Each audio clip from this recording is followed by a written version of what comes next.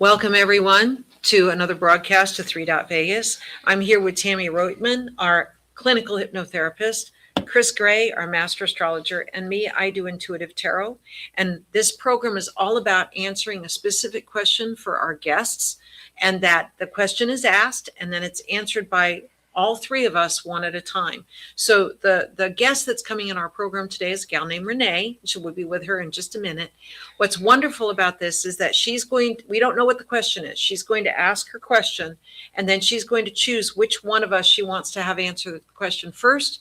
After that person spends 5 to 7 minutes with her, she's going to point out the next person she wants to have ask the question, and then the third person by default, right? So all three of us will be addressing her issue, her question, individually. And then after all three of us have had our chance to talk with our guest, then we will all four collaborate with maybe a little greater depth or some more insights that we get just by feeling the energy of our guest on air. Now, you guys, to have more programs like this, you need to subscribe to WWDBTV on YouTube so that you can enjoy this and all the other programs. To be a guest on 3, go to www.three.vegas, go to How to Be on 3 page, and then just send us a quick email and we will let you know when we're doing our next tapings, because we'd love to have you be a part of the program. All right. So in a minute, we'll be right back with Renee.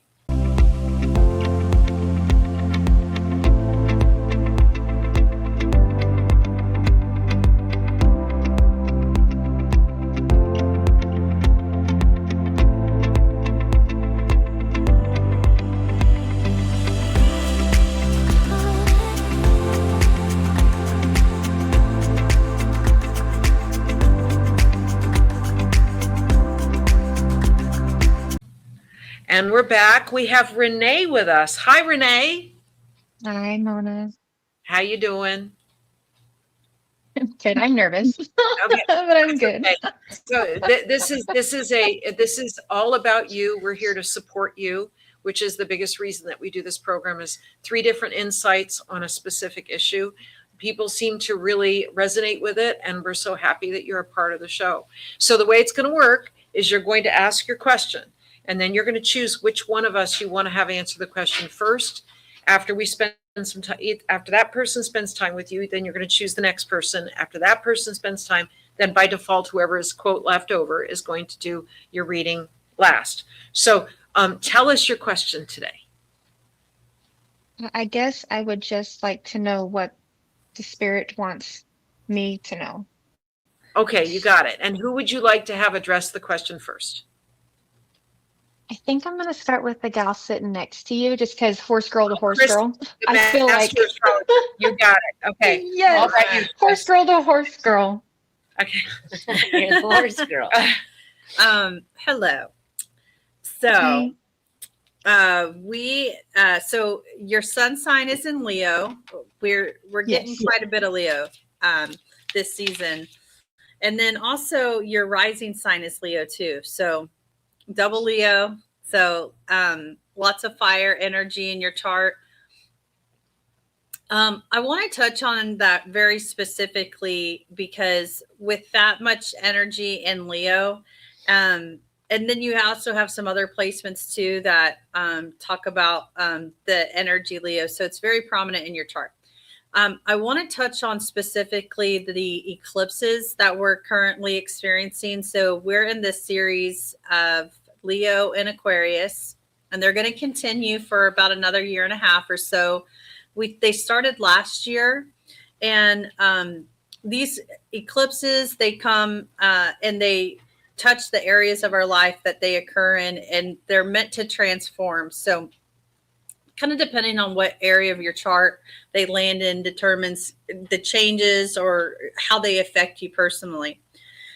So how this affects you is you have them occurring in in your 12th house, which is kind of your subconscious, your kind of behind the scenes, kind of mental health type area. And then also your 6th house of work and service. And so over the next, you probably started about a year ago, over the next couple years or year and a half, you're going to be experiencing changes in probably your workplace, work habits, even personal habits. So usually when I see this, this is a time when person starts to take their mental health and their physical health very seriously. So they start putting in routines or habits that really align with what's best for them. So a lot of times it's like meditation or yoga or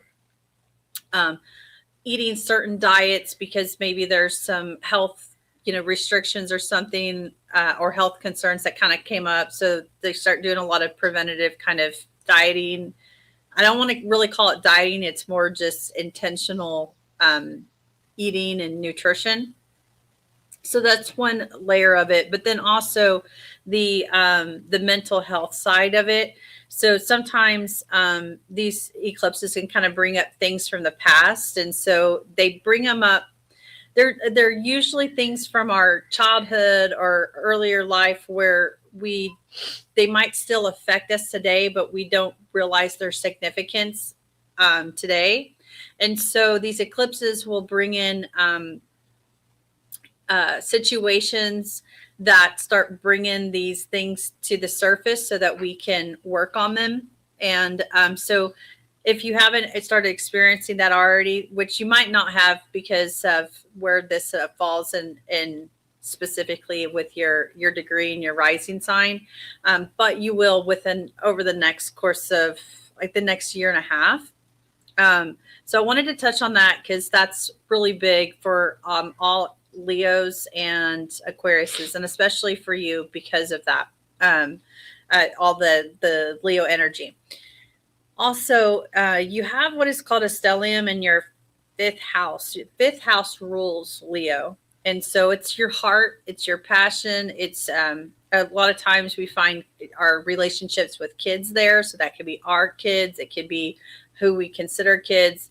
Usually when I see stelliums in the fifth house, this can sometimes be like teachers or someone who works with children or in the not necessarily as a job, but maybe more so just even on a volunteer level, or there's children are significant in their life. But also too, sometimes this can indicate more of an interesting relationship with children. So sometimes it can be like maybe even like a strained relationship. And then also the other side of that is also like passion projects. So this is heavily aspected in your chart. So when I see this also could be maybe you have some passion projects that you work on that maybe not a lot of people know, or maybe you have some hobbies or something that you kind of keep private, but it's something that you're really good at. And so over the course of the next year and a half or so, you may decide to share that with the public, or maybe start doing that professionally. And then also too, I want to touch on just, you have a lot of activity that's transiting through your eighth house. Eighth house can be kind of a difficult area for some of these placement or some of these planets to transit through. Your eighth house, it is one of your money houses. It's shared resources, and it's resources also outside of like salary. So it could be bonuses, inheritance, trust, even insurance payouts, things like that. But also it represents a very intimate part of our chart, and it represents the life cycles. So the cycles of life. So birth, death, and you have some transits going through that house that sometimes this could be us dealing with loss, or maybe even sometimes even facing our own mortality, as in maybe we lose somebody close to us, and it really kind of gets us to start examining, am I living my life the way that I would, if tomorrow's my last day, would I be happy with the way I've been living my life? So it kind of works on a person's subconscious to really kind of wake them up and live more intentionally. But then again, a lot of times it can be triggered by either the loss of somebody or maybe even the near loss of someone. Does that resonate? Slightly. Okay. Okay. How accurate or how sure are you of your birth time? It came off my birth certificate. Oh, okay. I found my birth certificate, so it was pretty accurate, I would think. Awesome. Okay, so who would you like to have address the issue of what does Spirit want to tell you next? Who would you like to be next? Can I have Miss Mona go next? Okay, you got it. Okay, Tammie, she's saving the best for last with you. All right. All right, so I'm going to clear the cards here.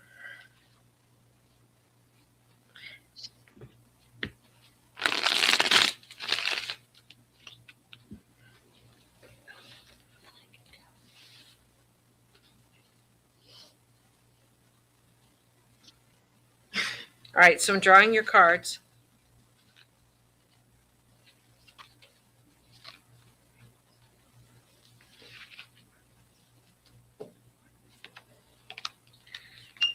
So while you were talking, there was a card that actually jumped into my head that I thought you might get. And the card that has jumped into my head is this card right here. It's called Transformation. Transformation is the ultimate rebirth card. What's also interesting is that you have a card that's the first card in these first five cards that's actually called Rebirth. So I'm happy to tell you that the lowest point you feel is now, and that things only get better from here for you. So this rebirth card is you finally deciding that you're not going to do anything that causes you pain moving forward. You're finally deciding that you're important enough to actually feel at peace and have a certain sense of joy. Okay. The experiencing card is this last 3 years has been incredibly challenging for you, and that you're still trying to find your way and maybe even your purpose connected with what you do for work and how you earn money. I'm going to skip this middle card for a second. The card that's called Transformation means that what is going to start your rebirth, what is going to start this transition of you rising from the ashes and doing something brand new, is first paying attention to what's going to heal you and make you feel confident and sure again.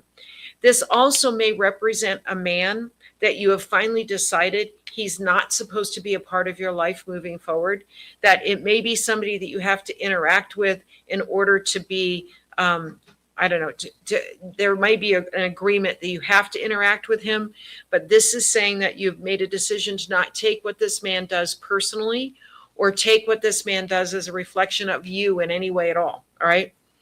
Now, this card in the middle is one of my favorite cards. In traditional tarot, this card is called the Star. All right. It means that what you do best, the universe actually, the spotlight of the universe falls on you because of something you do particularly well. And you make it look very easy because of this thing that you do. So whatever it is, it looks like what leads to this transformation for you, this vibration of reinventing yourself in a whole brand new way. It's saying that you are now allowing the spotlight to fall on you for what you do absolutely best, because this is saying that you deserve to have this rebirth vibration that's being presented to you. But there is a man here coming up in your cards that's not healthy for you to maintain the same type of relationship that you've had with him. And I think you're already starting to realize it, or it wouldn't have come up in your cards the way that it has. So it's interesting here because there's the biggest piece of advice I can tell you by talking with me today is that do nothing to cause yourself pain. Do nothing that distracts you into pain. All right. So what's interesting is as soon as you start letting that go, there's going to be an initial feeling of emptiness that now what do I do with myself? Well, what you do is you lean into the things that bring you joy, whatever that is. I don't even care if it's petting puppies and kittens, and an animal rescue. But what you're going to do is you're going to start leaning into the things that bring you a sense of joy and peace. and that joy and peace leads to the transformation that you have been craving, especially in these last 3 years. Does that make sense? Yeah. Okay. All right. All right, Tammie, it's all about you. No, it's not. It's Okay. about her. Okay, it's all about you to talk about her. Go ahead. Grateful to be in service to you. I actually walked away for a minute, and when I came back, I actually had my fingers in my ears because I wanted to be uninfluenced. So when you said, I want spirit to tell me whatever it is that it wants to tell you, I kept hearing laughing around me. And so with the laughing came, spirit's not going to tell you anything, but I'm going to help you hear from your higher self that has things to tell you. And one of the things is that you're going to be pushed forward very soon, and it's going to be a little challenging for you. You're going to have to let go of things that have been very comfortable for you, but you know are not in your best interest.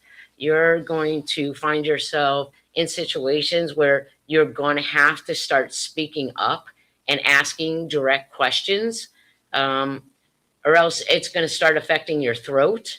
If you don't do that, just like when you said, I want spirit to tell me, instead of asking a direct question of something you actually wanted to know, what you have to say, what you want to know is just as valid as everybody else.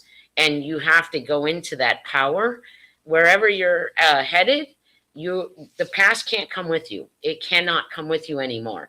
And even though maybe through your life you've been hesitant to let this go or to let that go, and you see the pattern kind of continue, that's going to abruptly like let go from you. So it's kind of better to watch and say, okay, what are the patterns that I've had that have kind of held me back, that I can start releasing in slow increments so it's more comfortable than something happening and it's going to be an abrupt wake up call. You're far more intuitive.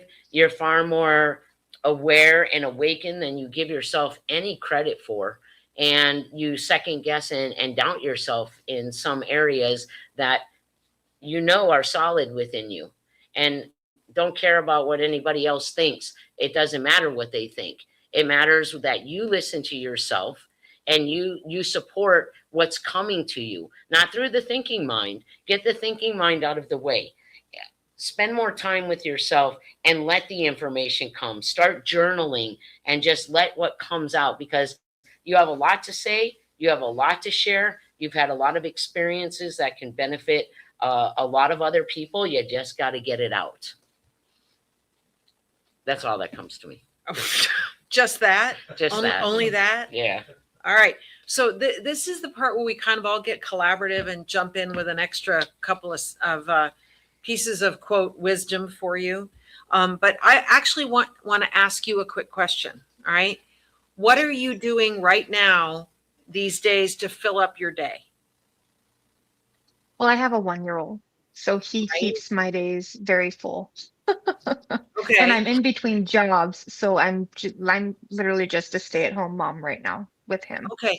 So the reason I asked that question is that I believe that you need to have experiences with people that you haven't met yet. And I know that sounds like a bizarre thing to say, but I'm pretty sure that you can find yourself some sort of online opportunity where you're working from home, maybe 20 or 30 hours a week, where you can make in a little income, but have some adult time where you're interacting with people. Because I pick up a big sense of isolation with you, that you're kind of staying in your little corner over here. And now part of it is because you have a 1-year-old, but that there needs to be more here for you than just taking care of the 1-year-old. So I think that there's another opportunity out there for you. And I actually think that opportunity might just be a phone call away for you. So and I got to ask you another question. Is there somebody else around you that can help with your 1-year-old childcare? Yes and no. I Okay. guess yes and no. I have a daughter that's going to be 18. She helps me when she's not in school. And Oh, that's wonderful. Because yeah, she's great. I wonder if you can work out a schedule with your 18-year-old daughter that while she's studying for, maybe college or school or whatever, that she could keep an eye on her little sibling, right? And that you actually take on a job for, 3 or 4 hours an evening or whenever the time slot is. But the thing is that I really feel like it's important for you to be seen by other adults for something else that it's going to lead to for you. Because I keep getting that there's something about January of 2027 that feels like a relaunch for you in some way. And I think it's connected with your career.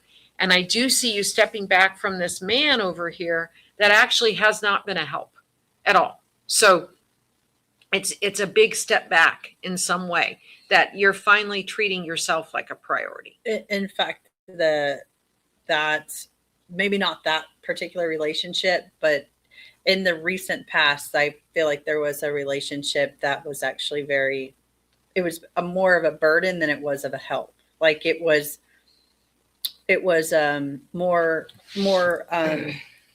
more of a burden to keep this person in your life than it is to not have them in your life. Right.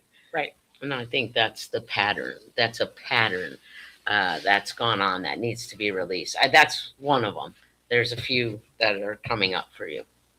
I think you ladies hit that one kind of right on the dome as far as relationships go. I've been heavily questioning my current relationship, which is my son's father.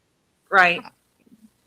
So that's been a big weight, a big question. I feel like he's another one of your children in a way that he doesn't. Kind of. Yeah. In other words, you're taking care of him like a mother would. You're not but he's not taking care of you like a partner would. And so it's you are somebody that wants to make sure everybody around you is okay. Well, your first priority to make sure someone's okay is to make sure you're okay. And that then it's your 1-year-old, then it's your daughter, and then it's to figure out how this man is supposed to be a part of your life. Maybe the only reason he was supposed to be with you was to be the sperm donor for this kid. Because I believe the kid is karmic, especially if they were a surprise to you. He was. he was 100% a surprise. I get that. He is here. As I said, some things are going to have to stop. And wherever you picked up the whole idea of being a caretaker to everybody else, he's going to push you to the point where you're going to say, no, that's not my job. I'm not your parent. I'm not anybody's parent. I'm my parent. And I want to take care of certain people. And in other words, like your son and your daughter. And it's a choice. It's not a caretaker type role. It's this is what I want to do for this other human being because it's what I want to do, not because I feel obligated, not because I think it's my job. And I think that, and you can tell me if I'm wrong, but I think that's been going on for a long time, feeling responsible for other people at the cost of yourself. Yeah, I would say that's probably pretty on point. Yeah. So, okay. Anything else you want to ask us? I have no idea. Am I allowed to ask more questions? Sure. I'm pretty sure it's just. Whatever you want. I think this show is going to be mostly beneficial when you re-listen to it. And some things are going to click and you're going to say, yep, I can see it. I understand it. I know, yes, I have to let this go. I have to do this. It's going to be a wake-up call. Maybe not right this second, but when you watch it again, it will. It's funny because as you were talking about your son's father, my immediate visual was ball and chain. Like, husbands used to refer back in the 50s and 60s, husbands used to refer to their wives as the old ball and chain. Well, I'm referring to your fella here as the old ball and chain because he's actually a weight for you. I believe he was there to be the sperm donor to create this amazing little boy of yours because that little boy is something. I mean, fearless, natural comedian, Everything, it's like he is delighted to be here.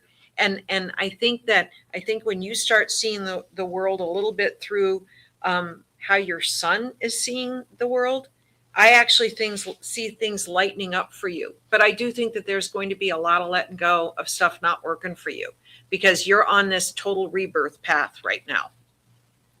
Also, and the part of that transformation is ways of thinking, breaking old patterns and ways of thinking. Are like basically the 12th house represents our own self undoing, like the things that we retract back to, like our subconscious habits. And so that's a lot of the eclipses that are going on. That's what they're touching. They're bringing things up to the surface. They're bringing things for examination for us to undo old habits. All right. I Well, wonder if that has to do with my horses or anything too. oh, 'Cause I well, wonder if the rebirthing, if I'm supposed to let go of them as well. I don't want to. I don't want to. well, are you actually boarding horses right now, or do you own these horses? Tell me about. I own them, but my living situation, I cannot physically have them here. So they are stabled up in Flagstaff, Arizona, Okay. accruing a debt bill. And I'm just wondering if that's another thing that I've been wondering. It's like, am I supposed to hold on to this passion, or am I supposed to let it go? And the thought of letting it go is very heartbreaking. She is supposed to keep it. I wonder if you can move closer to the horses. I'm That sorry, would be nice. because if you can move closer to the horses, maybe this little part-time gig that I'm picking up for you might be helping to care for the horses, and then you get the boarding for free. Or that Yeah. maybe you're helping to exercise the other horses that are boarded, that you may end up talking yourself into a job. But if you moved closer to where the horses were, I know that sounds like a out of the blue kind of thing, but what I keep getting is that you're going to do something that frees you away from burdens that shouldn't have been yours in the first place. So that's what I keep getting. Is there any opportunity for the horses to work at a capacity for like therapy? That's what Like- I picked up Yeah, like with her. Really. I'm sure that they could. The two that I have, the one is, she's so sweet. She could be a therapy horse, but she's not broke to the point of being able to be ridden by others. And then my other, he's being shown right now because he's a breeding stallion, so he is being shown in reining. But I'm sure they both could absolutely go down the path of therapy because they are just the kindest, sweetest horses I think I've probably ever come across. Well, They're very sweet. They've been with me for a very long, very, very long time. It's been very hard having them so far away. do you see a move in her chart? Is there possibility of a move in her chart? Where do you live? I'm currently in Lake Havasu City, Arizona. Like it happens. Well, that's not that far from Flagstaff, is it? Yeah. No, Oh, it's it is? about 3-ish hours. Okay. That I to guess me, that to me is far when it's Yeah. like Yeah. not an hour. It's an all day affair when you go visit, for sure. It's an all day affair going out there. what's the name of it? Flagstaff, Arizona. No, where are you currently? Lake Havasu. Like Havasu. Oh, okay. Are you on the river? Close. I can see the lake. I can see Oh, the lake nice. from our How do you house. spell that? That's Oh, always I got it. interesting during the summertime. It's very hot. She's doing something special with your chart over here. I sure. It's okay. am. I keep feeling like I'm going to be moving. I just don't know where or when, or I don't know. All right. So you have a birthday coming up. So there actually is a major move coming up. It could happen as soon as May. It could come about as soon as May. But it could be any time within the next, maybe about 18 months. But I actually feel like it's going to be a lot sooner than that. It would probably be before next 18 months, but it could be as early as like this summer. And it would be major. It would be like a relocation. So, or if it's not a distance like relocation, it will feel like a relocation because it will be very, very different than your day-to-day life right now, like your home life, day-to-day life. So yeah, it's very prominent. Very cool. All right, Renee, I hope you stay in touch with us and let us know what happens, especially since, I will. we're all picking up on there's a major transition for you, that leaning into it and allowing it to happen makes it a little easier, but it's still going to be a big transition for you. But on the other side of it is just so much better than where you are now. So I love that for you. So thank you again for being our guest, and please keep us Thank updated. you. I will. Thank you, Pleasure. ladies. Thank you all so much. All right, thanks a lot. All right, you guys, thank you so much for tuning in for another episode here of 3 Vegas. How do you be on 3? Go to www.thre.vegas. Go on to How to Be on 3 page. Email us, and we will let you know when the next filming is, because we'd love to have you be on the program. I want to thank John Stiles with WWDBTV for allowing us to feature this broadcast on his station, and subscribe to YouTube on the WWDBT channel, and not only for our show, but all the other shows that are great here. I want to thank Tammie Roitman, our clinical hypnotherapist, Kris Gray, our master astrologer, and me, Mona Van Joseph. Thank you so much for being a part of the program, and until next time, be well.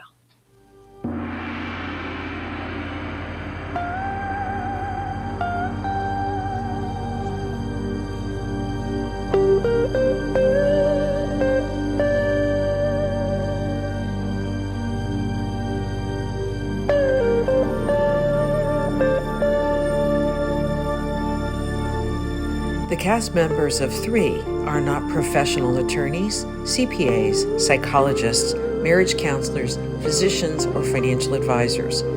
You are provided with opinions that are unique to each of the intuitive performers.